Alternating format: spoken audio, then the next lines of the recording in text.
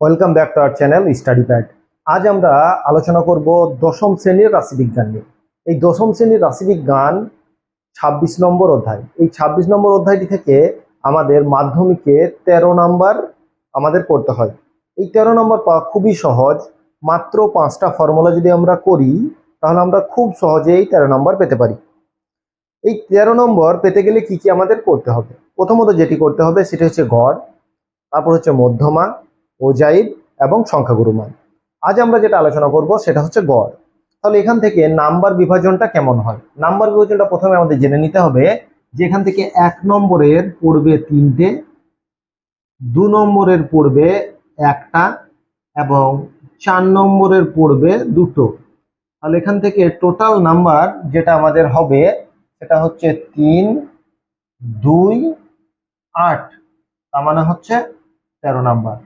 তাহলে রাশিবিজ্ঞান থেকে আমাদের ১৩ নাম্বার পড়বে। এই ১৩ নাম্বার খুব সহজেই আমরা করতে পারি। এর পূর্বে আমরা দেখবে অন্যান্য যে অধ্যায়গুলি আছে সেগুলির বিস্তারিত আলোচনা করেছি। আজ আমরা রাশিবিজ্ঞানটা শুরু করছি। রাশিবিজ্ঞানের যে কোষে দেখি যে সমস্যাগুলি আছে সেগুলি নিয়েও আমরা আলোচনা করব এবং প্রত্যেকটির সমাধান করব। আমাদের চ্যানেলে যদি নতুন হয়ে থাকো অবশ্যই চ্যানেলটিকে সাবস্ক্রাইব করো এবং আমাদের চ্যানেলের সঙ্গে জুড়ে থাকো পরবর্তী ক্লাসগুলি পাওয়ার জন্য। তোমরা যদি দেখো যে মাধ্যমিকের যে বিষয়গুলি ৬টা বিষয় আছে, ৬টি বিষয়ের প্রত্যেকটির আমরা বিস্তারিত আলোচনা করে কোষে দেখি সমস্যাগুলির সমাধান আগেই করেছি। প্লেলিস্টের লিঙ্ক তোমরা ডিসক্রিপশনে পেয়ে যাবে, চাইলে সেখান থেকে দেখতে পারো। তাই আজ আমরা যেটা আলোচনা করব সেটা হচ্ছে গড়। গড় জিনিসটা কি?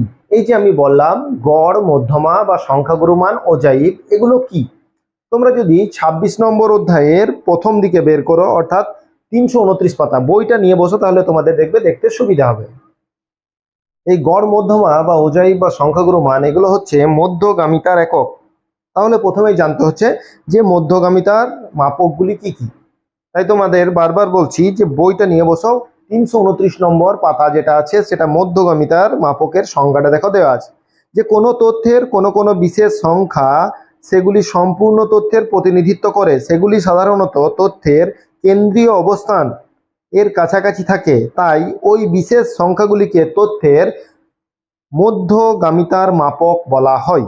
ঠিক আছে, এটাকে মধ্যগামিতার মাপক বলা হয়। এই মধ্যগামিতার মাপকের মধ্যে যেটি পড়ে সেটি হচ্ছে গড়, মধ্যমা এবং সংখ্যাগুরু মান। এখানে হচ্ছে কেন্দ্রীয় অবস্থান বলতে কি বুঝি? যে বলেছে কেন্দ্রীয় অবস্থানের কাছাকাছি, তাহলে কেন্দ্রীয় অবস্থানটি কি? কেন্দ্রীয় অবস্থানটি দেখো বলা আছে যে তথ্যের সংখ্যাগুলিকে ঊর্ধ্ব ক্রমানুসারে সাজালে, অর্থাৎ ছোট থেকে বড় হিসাবে সাজালে যে মাঝের সংখ্যা বা সংখ্যাগুলির কাছাকাছি অবস্থানকে কেন্দ্রীয় অবস্থান বলা হয়। মানে যদি ছোট থেকে বড় হিসাবে একটা সংখ্যা অনেকগুলো দেওয়া আছে, সেগুলোকে আমরা ছোট থেকে বড় হিসাবে সাজালাম, মানে ঊর্ধ্বক্রমে সাজালাম। তারপর যেটি মাঝামাঝি হবে, কিংবা যদি মাঝামাঝি না হয়, যদি বিজোড় সংখ্যা হয় তাহলে খুব সহজেই মাঝামাঝি হবে, যদি জোড় সংখ্যা না হয় তাহলে কাছাকাছি অবস্থান করবে।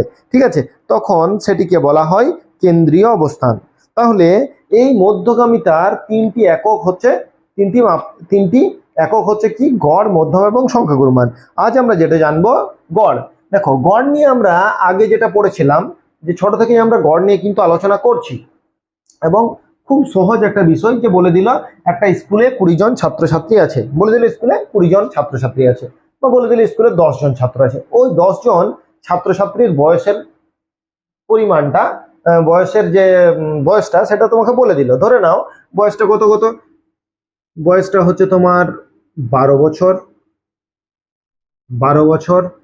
১১ বছর, ১০ বছর, ১৩ বছর, ১৪ বছর, ১৫ বছর, এই ধরে নাও ৬টা সংখ্যা। এই ৬জনের বয়সের গড়। তাহলে এই ৬জনের বয়সের গড় যদি আমি বের, এখানে আছে কতজন? ৬জন। তাহলে এইগুলো আমরা কি করতাম? এগুলোকে যোগ করতাম, তাই তো? এগুলোকে আমরা যোগ করে নিতাম, তারপর সেটাকে যতগুলো সংখ্যা তত দিয়ে ভাগ করতাম, অর্থাৎ ৬ দিয়ে ভাগ। তাহলে যদি যোগ করা হয় তাহলে কত হচ্ছে দেখো, এখানে হচ্ছে ৫, ৯, ১২, ১৩, ১৩ আর ২, ১৫, ৫, আর থাকে ১। তাহলে ১ আর এখানে হচ্ছে ৬, ৬ এর ১ ৭, তাহলে ৭/৬।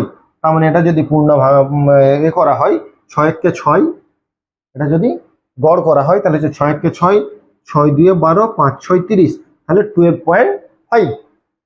ঠিক আছে, এটা যেটা হলো সেটা হচ্ছে দেখো 12.5। তাহলে এইভাবে আমরা গড়গুলোকে বের করতাম। কিন্তু এখন যেটা বলে দেবে যে শ্রেণী বলে দেবে যে এর থেকে এর মধ্যে গড় কত, সেই ক্ষেত্রে আমরা কি করব? দেখো এই ক্ষেত্রে এই গড়গুলো যদি অসংখ্য বলে দেয়, আমি এখানে সংখ্যার ক্ষেত্রে করলাম, যদি আমাকে বলে দেয় যে x1 x2 x3 x4 এইগুলোর গড় কত, সেক্ষেত্রে আমরা কটা পাচ্ছি? এখানে কটা পাচ্ছি? 4টে। তাহলে আমরা এই ক্ষেত্রে কি করব? x1 x2 x3 x4 by 4, এটাও আমরা খুব সহজেই বুঝতে পারছি। এই গড়গুলো আমরা খুব সহজেই বের করতে পারবো। এবার ধরে নাও এখানে যে x1 x2 x3 x4 বলছে, এটা বলে দিল না। কি বলে দিল?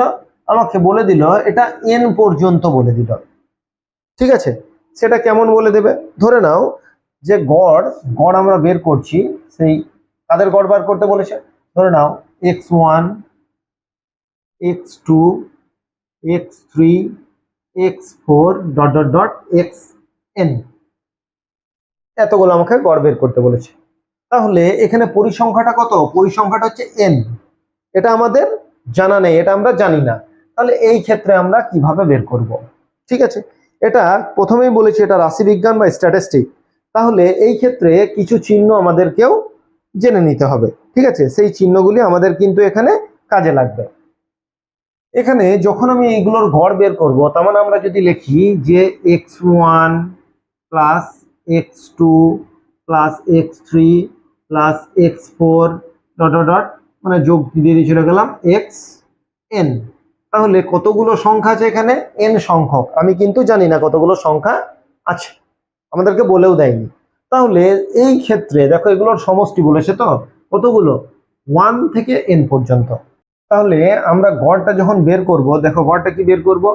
এখানে হচ্ছে প্রথমেই বলে দিলাম যে একটা চিহ্ন আমাদের এখানে লাগবে, এটা হচ্ছে সামেশনের চিহ্ন।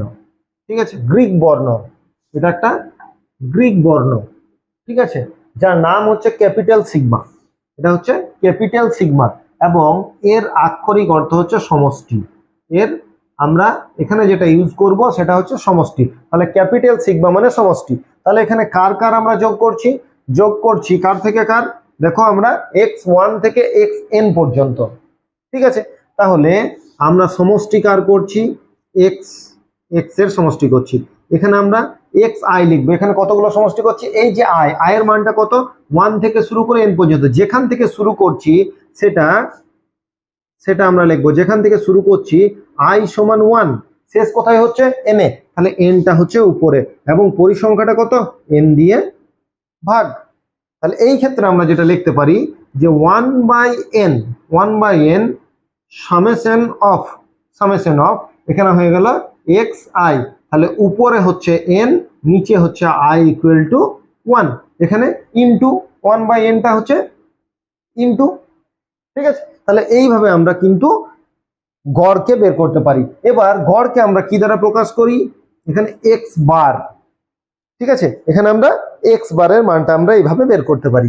তাহলে যদি x1 x2 x3 x4 dot dot dot xn অর্থাৎ কোনো সংখ্যা না বলে দেওয়া থাকে, সেই ক্ষেত্রে আমরা এইভাবে গড় বের করতে পারবো। তাহলে সামেশন অফ xi কত? 1 থেকে শুরু হয়ে কততে শেষ হচ্ছে?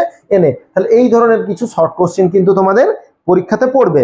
তাহলে গড় আলোচনা করতে গিয়ে কোন কোন বিষয়গুলো আমাদের জানতে হচ্ছে, এগুলো কিন্তু ভালো করে তোমাদের নোট ডাউন করতে হবে, কারণ এইগুলো থেকে শর্ট কোশ্চেনও পড়বে। আগেই বললাম 2 নম্বরের একটা এবং 1 নম্বরের 3টে শর্ট কিন্তু এখান থেকে পড়ছে।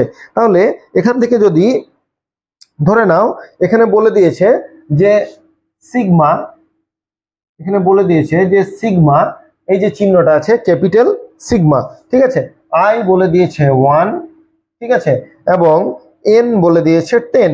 এখানে আমার মান বার করতে কার বলেছে? xi। ঠিক আছে, তাহলে এই ক্ষেত্রে সমষ্টিটা কি হবে? এই ক্ষেত্রে আমরা কি বের করব? এই ক্ষেত্রে আমাদের যদি এর মানটা বের করতে বলে, তাহলে x এর i, তাহলে x এর মান কত? x এর মান 1, তাহলে x1 x2 x3 করে কত পর্যন্ত যাবে? x10 পর্যন্ত আমাদের কিন্তু লিখতে পাবো, এবং তাদের যোগফল হবে। আমরা এখানে লিখতে পাবো x1 যুক্ত x2 যুক্ত x3 যুক্ত x4 যুক্ত x5 যুক্ত x6 x7 x8 x8 x9 plus x10। দেখো এইগুলোর সমষ্টি, অর্থাৎ i এর মান কত, 1 থেকে 10 পর্যন্ত। এবার যদি এইভাবে না বলা থাকে, ধরুন এটা এইভাবে বলা থাকলো, আমাদের শর্ট কোশ্চেনের ক্ষেত্রে দিতে পারে। এবার কোথাও বলা আছে, ধরে নাও যে এরকম বলা আছে, x এর মানটা ধরে নাও দেওয়া আছে, এই রকমই আছে যে 10i সমান হচ্ছে 1, এখানে বলে দিল 10i, x এর মানটা কত, 10। তাহলে এই ক্ষেত্রে আমরা কি করব, xi 10i বলে দিয়েছে, তাহলে এই ক্ষেত্রে আমরা মানগুলি কি বের করব, এখানে 10i মানে কত, 10 ইন্টু i, মানে এইটা, তাই না, 10 ইন্টু i। তাহলে এই ক্ষেত্রে আমরা কিভাবে মানগুলোকে বের করতে পারি, ঠিক আছে।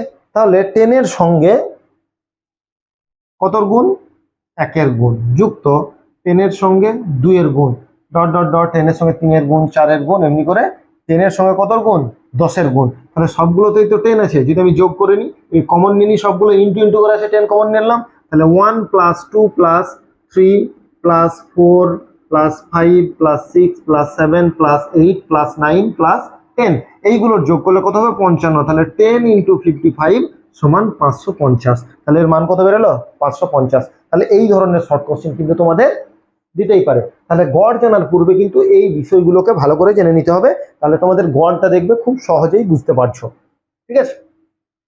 এগুলো কিন্তু নোট ডাউন করবে, বই যদিও আছে, তোমরা তো বই খুলে দেখবে না, তাই বারবার বলছি এগুলোকে একটু নোট ডাউন করে নাও। দেখো, তাহলে তোমাদের এই টপিকগুলো আমরা আলোচনা করে দিলাম। এরপর হচ্ছে আমরা যে গড় বলছি, যৌগিক গড়, এই যৌগিক গড়ের পদ্ধতিগুলি কি কি, ঠিক আছে। এই যৌগিক গড়ের পদ্ধতিগুলি জানার পূর্বে আমরা একটা যৌগিক গড়টা কিভাবে বের করছি নর্মালি, সেটা প্রথমে আমরা একটু আলোচনা করে দিই। দেখো, x চলের সাপেক্ষে এখানে x1 x2 x3 xn, অর্থাৎ এখানেও কিন্তু নির্দিষ্ট কোনো সংখ্যা বলা নেই, মানের পরিসংখ্যা f1 f2 f3 dot dot dot fn। তাহলে x বার মানে ভারযুক্ত গড়টা আমাকে বের করতে বলছে। তাহলে এই ক্ষেত্রে আমরা কি করব, পরিসংখ্যা দেওয়া আছে, এখানে x চলের মানগুলো দেওয়া আছে, তাহলে আমরা প্রথমত যেটা করব সেটা হচ্ছে যে f1 fi xi summation of, এখানে প্রত্যেকটার সঙ্গে কি হবে, মাল্টিপ্লাই হবে, অর্থাৎ গুণ হয়ে যাবে। প্রত্যেকটা গুণ হয়ে যাওয়ার পর আমরা যেটা পাবো, দেখো এখানে প্রত্যেকটা গুণ হবে, তাহলে গুণ হলে আমরা কি কি পাবো, এখানে হচ্ছে fi, এখানে হচ্ছে f1 x1 প্লাস f2, তারপর হচ্ছে x2 plus f3 x3 dot dot dot fn xn। তাহলে এখানে পরিসংখ্যাটা কত, পরিসংখ্যাটা আমরা এখানে দেখো ভার যুক্ত, এখানে কি করলাম, দুটোকে মাল্টিপ্লাই করছি, চলের সংখ্যার পরিসংখ্যা, এরপরে আমাকে তো পরিসংখ্যাতেই ভাগ করতে হবে, তাই না। তাহলে পরিসংখ্যাতেই যদি ভাগ করি, সেই পরিসংখ্যাটা কি হবে, তাহলে পরিসংখ্যাটা হবে f1 f2 f3 dot dot dot fn, সব যোগ কিন্তু, ঠিক আছে। এই ক্ষেত্রে এগুলো সব যোগ হচ্ছে। তাহলে যোগ যখন হয়, আমরা আগেই কি দেখলাম, এখানে একটা ক্যাপিটাল সিগমা বা সমষ্টি, রাশিবিজ্ঞানের ক্ষেত্রে, স্ট্যাটিস্টিকের ক্ষেত্রে এই গ্রিক বর্ণটাকে ইউজ করা হয়। তাহলে আমরা এটা লিখতে পারি যে summation of fi xi by summation of fi, এটা হচ্ছে এক্স বারের ফর্মুলা, ঠিক আছে। ভারযুক্ত গড় বার করার জন্য কি, সামেশন অফ, যদি আমাদের এই মানগুলো এইভাবে দেওয়া থাকে, দেখো কি দেওয়া আছে, চল দেওয়া আছে, যে এক্স চলের মানগুলি কত কত, x1 x2 x3 dot dot dot xn, মানের পরিসংখ্যা যথাক্রমে f1 f2 f3 fn পর্যন্ত। সেই ক্ষেত্রে আমরা যদি এর ভারযুক্ত গড়টা বের করতে এক্স বার বার করতে চাই, তাহলে সেটা হচ্ছে কি, পুরোটার কি হচ্ছে, পরিসংখ্যার সঙ্গে চলের গুণ হয়ে যাচ্ছে, এটার গুণ হয়ে যাওয়ার পর আমরা কি পাচ্ছি, একটা যোগফল পাচ্ছি, এবং নিচে পরিসংখ্যার যোগফল পাচ্ছি। যখন এই যোগফলগুলো পাচ্ছি, তখন আমরা লিখতে পারি যে x bar equal to summation of fi xi summation of fi। এই আইটা শুরু হচ্ছে কত থেকে, 1 থেকে, শেষ হচ্ছে কোথায়, তাহলে i ইকুয়াল টু n, এবং i ইকুয়াল টু 1 এবং এখানে হচ্ছে n, এখানেও তাই i ইকুয়াল টু হচ্ছে 1 এবং এখানে উপরে হচ্ছে n। যেখান থেকে শুরু হয় সামেশনের নিচে সেটা হবে, যেখানে শেষ হলো সেটা হচ্ছে উপরে হবে। তাহলে আমরা ভারযুক্ত গড়ের ক্ষেত্রে এই যে summation of fi xi by summation of fiটাকে বের করলাম। তাহলে গড়ে আমাদের তিনটে পদ্ধতি আছে, সেই তিনটে পদ্ধতি নিয়ে একবার আমরা আলোচনা করি, তাহলে দেখবে প্রত্যেকটা সমস্যার সমাধান তো আমরা খুব সহজেই করতে পারছো। যৌগিক গড় পদ্ধতি আলোচনা করছি। এই যৌগিক গড় পদ্ধতি আলোচনা করতে গিয়ে আমাদের তিনটি পদ্ধতি অবলম্বন করে কিন্তু মাধ্যমিকের সিলেবাসটা, তাই আমাদের তিনটি পদ্ধতি জানতে হবে। মাধ্যমিকের ক্ষেত্রে একটা কিন্তু গড় আমাদের পড়ছে, সেটা হচ্ছে 4 নম্বরের। তাই 4 নম্বর পেতে গেলে মাত্র তিনটি পদ্ধতি জানলেই, অর্থাৎ তিনটি ফর্মুলা জানলেই আমরা খুব সহজে 4 নম্বর পেতে পারি। তাহলে যৌগিক গড়ের পদ্ধতিগুলি কি কি, দেখো তিনটি পদ্ধতি আমি লিখেছি। প্রথম পদ্ধতি হচ্ছে প্রত্যক্ষ পদ্ধতি, দ্বিতীয় হচ্ছে কল্পিত পদ্ধতি, সংক্ষিপ্ত পদ্ধতি বা বিচ্যুতি পদ্ধতি, তিনটে নাম আছে। দ্বিতীয় পদ্ধতির তিনটে নাম। তাহলে যৌগিক গড়ের প্রথম পদ্ধতি হচ্ছে প্রত্যক্ষ পদ্ধতি। এই প্রত্যক্ষ পদ্ধতিতে দেখো আমি এখানে একটা ফর্মুলা লিখেছি, summation of fi xi by summation of fi, যেটা আমরা নর্মালি জানি এবং এর আগেও আমরা কিন্তু এই ধরনের অঙ্কগুলো করেছি, তখন কিন্তু এই ভাগগুলো জানতাম না। আমরা যদি দেখি যে রাশিবিজ্ঞানের আগে যে অঙ্কগুলো করেছি শ্রেণী, সেখানে শ্রেণী মধ্যক, এই কিছু কিছু জিনিস কিন্তু আমাদের জানতে হবে। যে শ্রেণী মধ্যক কি ব্যবহার করব, যে নিম্ন সীমা এবং উচ্চ সীমা, একটা শ্রেণী থাকবে, তো ধরে নাও 0 থেকে 10, কোথাও বলে দিয়েছে 0 থেকে 10, কোথাও বলে দিয়েছে 10 থেকে 20, এই ধরনের যে শ্রেণীগুলো দেওয়া থাকবে, যদি শ্রেণী মধ্যক বের করতে বলে, তার মানে 0 প্লাস 10 বাই 2, তাহলে এক্ষেত্রে কত হচ্ছে 5, এটা হচ্ছে 10 প্লাস 20 বাই 2, তার মানে 30 বাই 2 মানে হচ্ছে 15। তাহলে শ্রেণী মধ্যকগুলিকে কিন্তু এইভাবে বের করতে হয়।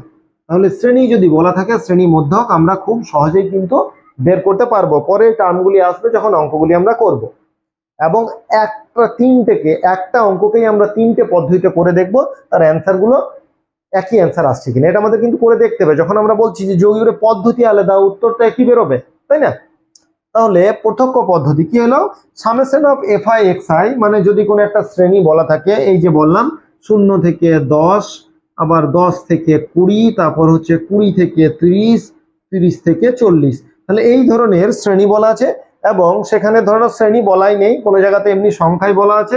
এবং এখানে তাহলে এখানে আমাকে কি করতে হবে, শ্রেণী মধ্যকটা বের করতে হবে। যেমন বেরোলো 5, 15, এক্ষেত্রে 25 বেরোবে, এই দুটোর যোগফল করে কত, 2 দিয়ে ভাগ করলে 35 বেরোবে। তাহলে এটা হচ্ছে xi, ঠিক আছে। এবার ধরো পরিসংখ্যা বলে দিয়েছে, তাহলে পরিসংখ্যা বলতে দিয়েছে এটি হচ্ছে 4টি, এটি হচ্ছে 5টি, এটি হচ্ছে 6টি এবং এটি হচ্ছে 5টি। তাহলে পরিসংখ্যার যোগফল এবং আমাকে করতে হবে xi, সামেশন অফ, এগুলো আমাকে গুণ করতে হবে, সামেশন অফ fi xi। তাহলে আগে fi xi বের করতে হবে। তাহলে fi xi বের করলে কত হবে, এটা হবে 20, এটা হবে 75, এটা হবে 150। আমরা কি করছি, এগুলোকে গুণ করছি fi এর সঙ্গে xi এর। তারপরে এটা কত হচ্ছে 35 কে, এটা হচ্ছে 175। তাহলে এগুলোকে আমরা কি করব, যোগ করব। যেটা যোগ করে পাবো সেটা হচ্ছে সামেশন অফ fi xi, আর এটা কি পাবো, সামেশন অফ fi, এখানে সামেশন অফ fi। তাহলে দুটোকে আমরা যদি ভাগ করি, তাহলে আমরা যেটা পাবো সেটা হচ্ছে প্রত্যক্ষ পদ্ধতিতে গড়ের মান, ঠিক আছে। এটা হয়ে গেল প্রত্যক্ষ পদ্ধতি। তাহলে প্রত্যক্ষ পদ্ধতি খুবই সহজ, যে যদি শ্রেণী বলা থাকে তাহলে ভালো, মধ্যকটা বের করে নেবো। যদি না বলা থাকে, xi তো দেওয়াই থাকবে, xi দেওয়া থাকবে, fi দেওয়া থাকবে, মানে পরিসংখ্যা, fi মানে হচ্ছে পরিসংখ্যা। তাহলে দুটোর গুণ করে আমরা কি করব, সেগুলোকে যোগ করবো, আর পরিসংখ্যাটা যোগ করব, দুটোর ভাগ করে দেবো। খুব সহজেই আমরা প্রত্যক্ষ পদ্ধতিতে যৌগিক গড়ের মানটা বেরিয়ে যাবে। এবার কোন ক্ষেত্রে ধরে নাও যে দেওয়া আছে যে আমাকে বের করতে হবে কল্পিত, সংক্ষিপ্ত বা বিচ্যুতি পদ্ধতিতে। এই যে কল্পিত কথাটি আসছে না, কল্পিত, কল্পনা করতে হবে, ঠিক তাই এখানে এটাকে কল্পনা করে নিতে হবে। এ আছে আর এখানে কি আছে, ডিআই আছে, তাহলে ডিআইটা আমাকে বের করতে হবে। তাহলে এই পর্যন্ত আমাকে fi xi বের করতে হচ্ছিল, কিন্তু এই ক্ষেত্রে আমাকে দেখো ডিআই বের করতে হচ্ছে, আর এ কে আমাকে কল্পনা করে নিতে হবে। কোন একটা শ্রেণী দেওয়া আছে, সেখানে পরিসংখ্যাগুলো দেওয়া আছে, ঠিক আছে, শ্রেণী দেওয়া আছে এবং পরিসংখ্যাগুলো দেওয়া আছে। সেই ক্ষেত্রে আমরা দেখো এই যে এ ধরবো, এটাকে আমাকে ওই xi এর মধ্যেই ধরে নিতে হবে, xi এর মধ্যেই আমাকে এটাকে ধরে নিতে হবে। তাহলে ওই রকমই যদি আমরা লিখি, দেখো 0 থেকে 10, 10 থেকে 20, 20 থেকে 30, 30 থেকে 40, 40 থেকে 50, ধরো এরকম দেওয়া আছে, ঠিক আছে। সেই ক্ষেত্রে আমাদের পরিসংখ্যাগুলো দেওয়া আছে, ধরে নাও 5, 8, 7, তারপর দেওয়া আছে ধরে নাও 10, ঠিক আছে, আর একটা দেওয়া আছে ধরে নাও 5, ঠিক আছে। তাহলে এগুলো হচ্ছে শ্রেণী এগুলো মধ্যক বের করবো। ধরো এটা বেরোলো 5, 15, 25, তারপর হচ্ছে 35, এটা হচ্ছে 45। এখানে আমাকে এটা যদি xi হয়, এটা যদি fi হয়, আমি সবসময় চেষ্টা করব দেখবো যে কতগুলো সংখ্যা আছে, এখানে কতগুলো শ্রেণী আছে। এখানে 5টা শ্রেণী আছে, তাহলে মিডিলটাকেই ধরবো। যদি 6টা শ্রেণী থাকে, যদি 6টা থাকতো, তাহলে আমরা এই 3 নম্বর এবং 4 নম্বর এই দুটোকে ধরতাম। ঠিক আছে, 3 নম্বর 4 নম্বর এইটা কিন্তু খেয়াল রাখতে হবে। যদি বিজোড় সংখ্যা থাকে তাহলে মাঝেরটা পেয়ে গেলাম, যদি 7টা আছে তাহলে 4 নম্বরটা পেয়ে গেলাম, যদি 8টা আছে তাহলে 4 নম্বর আর 5 নম্বর এই দুটোকে মধ্যে আমি যে কোনোটাকে ধরে সেই এই ক্যালকুলেশনটা করে নেব। ঠিক আছে, তাহলে এটাকে আমাকে এ ধরতে হবে। কোনটাকে এ ধরতে হবে? আমাকে কল্পনা করে নিতে হবে যে এই 25টা এ। ঠিক আছে, তাহলে আমি যদি এই 25টাকে, দেখো আমরা 25টাকে এ ধরে নিলাম, তাহলে এই ক্ষেত্রে আমাদের ডিআই বের করব। ডিআই এর ফর্মুলাটা কি? ডিআই বের করব। ডিআই মানে হচ্ছে xi মাইনাস এ, মনে থাকবে, xi মাইনাস এ, xi মাইনাস এ মানে হচ্ছে ডিআই। তাহলে এই ক্ষেত্রে কি মান বেরোবে? এই ক্ষেত্রে মাইনাস মান বেরোবে, এক্ষেত্রে মাইনাস, এক্ষেত্রে জিরো। যে জায়গাটা ধরবো সেই জায়গাটা তো জিরো বেরোবেই।